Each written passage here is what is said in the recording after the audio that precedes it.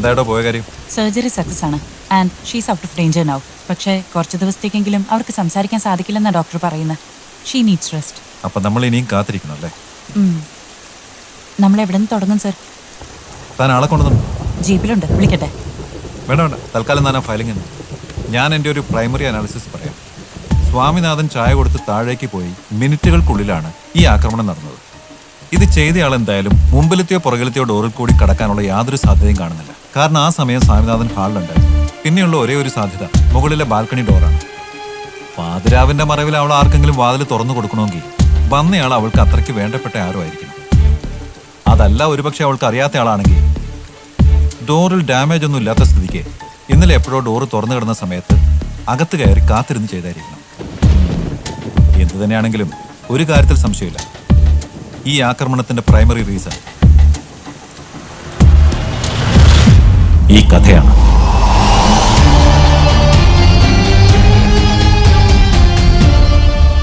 ഈ കഥ എഴുതി തുടങ്ങിയ പിന്നെ അവളെ മുൻപൊന്നും കാണാത്ത വിധം ടെൻഷനായി കാണാൻ തുടങ്ങിയെന്ന് സ്വാമിനാഥൻ പറഞ്ഞേ. അത്രമാത്രം ടെൻഷൻ അടിക്കാൻ ഈ കഥയിൽ എന്താ ഉള്ളത്? എനിക്ക് മനസ്സിലാവുന്നില്ല. ഈ കഥയും ഈ ആക്രമണവും തമ്മിൽ എന്തൊക്കെയോ ബന്ധമുണ്ടെന്ന് എൻ്റെ മനസ്സ് പറയുന്നു. സോ ആൻസറിങ് യുവർ ക്വസ്റ്റ്യൻ, നമുക്ക് ഇതിൽ നിന്ന് തുടങ്ങാം. ഈ കഥയിലൂടെയും കഥാപാത്രങ്ങളിലൂടെയും നമുക്കും ഒന്ന് പോയി നോക്കാം. താൻ ചിരിക്കണ്ടോ?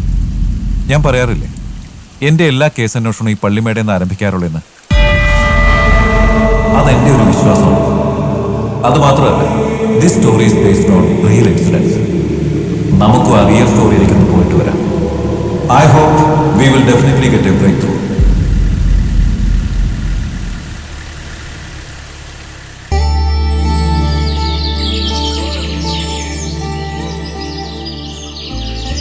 കേട്ടില്ലേ? ദേ നന്ദു, ഇവിടുത്തെ ജോലി തീർക്കാൻ തന്നെ എനിക്ക് തീരെ സമയമില്ല. അതിനിടയില നിന്റെ ചേച്ചിയുടെ പരാതി പറച്ചില്. നിന്നോട് ഞാൻ പറഞ്ഞിട്ടുള്ളതല്ലേ തമ്പുരാട്ടിയുടെ അടുക്കല് കുറുമ്പ് കാണിക്കാൻ പോകരുതെന്ന്. അമ്മ എന്തിനാ ഞങ്ങളെ വഴക്ക് പറയുന്നത്? തമ്പുരാട്ടി ഞങ്ങളോട് വഴക്കിടാൻ വന്ന് 2 മുല്ലപ്പൂ താഴെ പോയെന്ന് പറഞ്ഞു. 2 മുല്ലപ്പൂവോ? 2 പറഞ്ഞാ 2 മുഴം. ആഹാ, മാഡം അമ്മയോട് പരാതി പറഞ്ഞിരിക്കുവാണോ?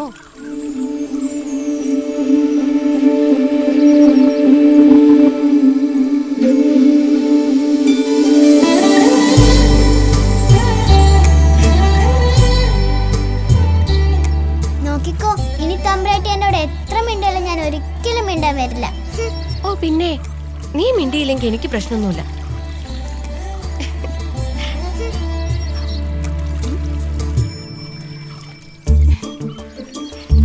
ആ, ഇത്തവണത്തേക്ക് ഞാൻ ക്ഷമിച്ച്. താങ്ക് യു കാർണികി. അല്ല ദൈവമേ, മറ്റേ ആളെവിടെ? അവള് മുറ്റത്ത് കളിക്കുവാ. മുല്ലപ്പൂ താഴെ പോയെന്നും പറഞ്ഞ് ആകെ വിഷമിച്ചിട്ടാള്. നാളെ സ്കൂള് തുറക്കുമല്ലേ, അവരുടെ അച്ഛൻ കൂട്ടിക്കൊണ്ടുപോകാൻ വരുന്നുണ്ട്.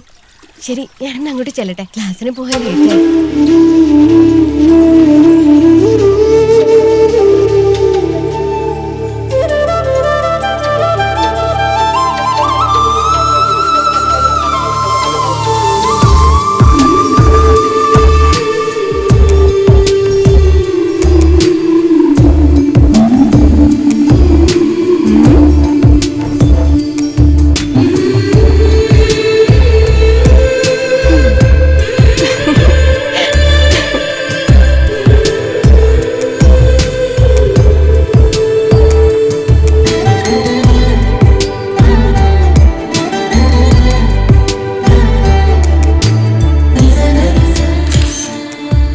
ഇത് ഇവളുടെ കഥയാണ്.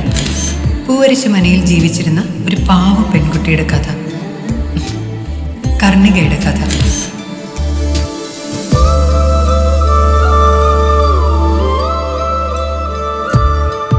ഏതൊരു പെൺകുട്ടിയുടെ ഉള്ളിലും ഉള്ളതുപോലെ കർണികയുടെ ഉള്ളിലും ഉണ്ടായിരുന്നു ഒരു കുഞ്ഞു പ്രണയം.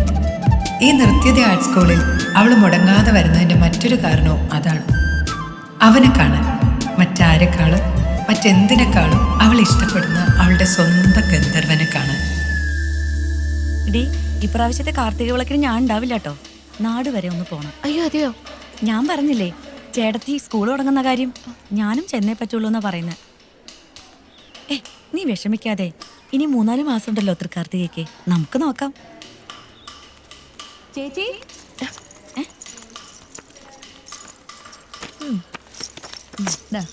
ദേ പോസ്റ്റ്മാൻ കർണിക ചേച്ചിക്ക് ഇന്നും കത്ത് വെച്ചിട്ടുണ്ട്. എന്റെ അമ്മോ എന്താ സാഹിത്യം. ഞാൻ അറിയാതെ ഒന്ന് വായിച്ചു പോയി. ആർദ്ര ചേച്ചി ഒന്ന് വായിച്ചു നോക്ക്. ശിവരഞ്ജിനി, ആ അപ്പൊ ശരി. ഇങ്ങതാ നോക്കട്ടെ.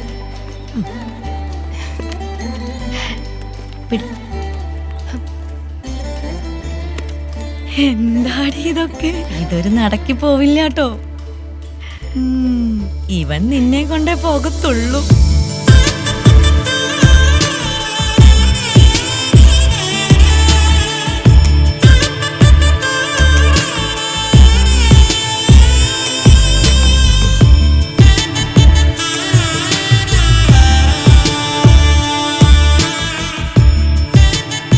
കർണികയുടെയും നന്ദന്റെയും പ്രണയം അങ്ങനെ 4 മാസങ്ങൾ കടന്നുപോയി.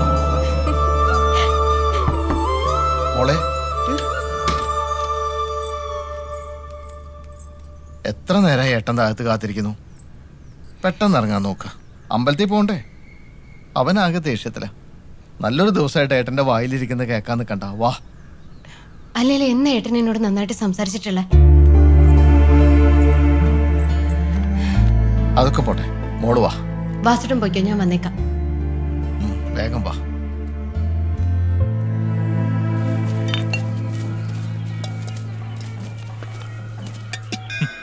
അതെ, പ്രേമിക്കുന്നത് ഇവനും പണി മൊത്തം നമുക്കും. നീ ഒന്നും ചിരിക്കണ്ട. പിന്നെ അറിയാലോ നിനക്ക് കാരണമാണ് തീക്കൊള്ളി കൊണ്ടാവാനെ നീ കളിക്കുന്നത്. അടിക്കുന്നു ഒരു മയവും പ്രതീക്ഷിക്കണം.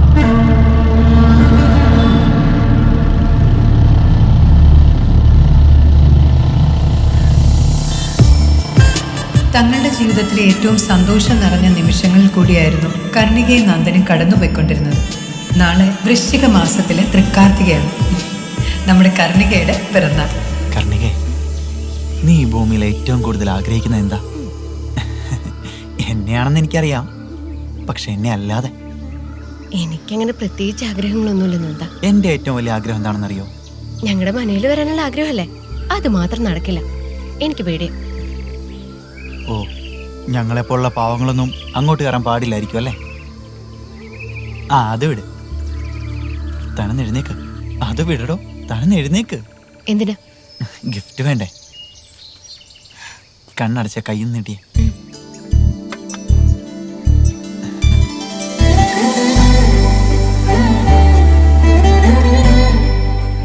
എന്താ ഇത്?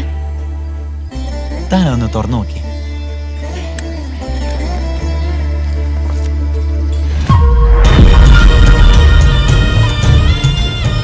നിനക്കിത് എവിടുന്ന് കിട്ടി? നീ കുഞ്ഞുനാൾ മുതൽ ആഗ്രഹിച്ചതല്ലേ? അതെ, പക്ഷെ എവിടുന്ന് കിട്ടിയെന്ന് പറ. നീയല്ലേ എന്നോട് പറഞ്ഞത്? ഞാനോ? ആ, ദേ, നീ തന്ന ബുക്കിലുണ്ടായിരുന്നല്ലോ.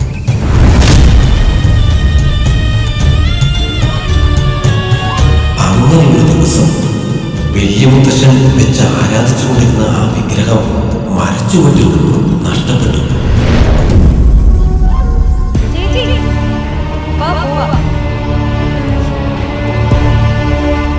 ഇതെവിടുന്ന് കിട്ടിയെന്ന് നീ എന്നോട് പറയണം.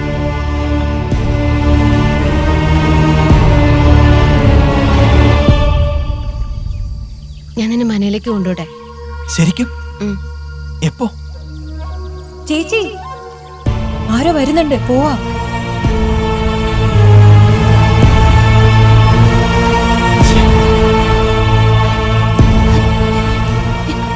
ശിവ, ഇത് കയ്യിൽ വെക്കോ, ഡാൻസ് ക്ലാസ്സിന് വരുമ്പോ വാങ്ങാം.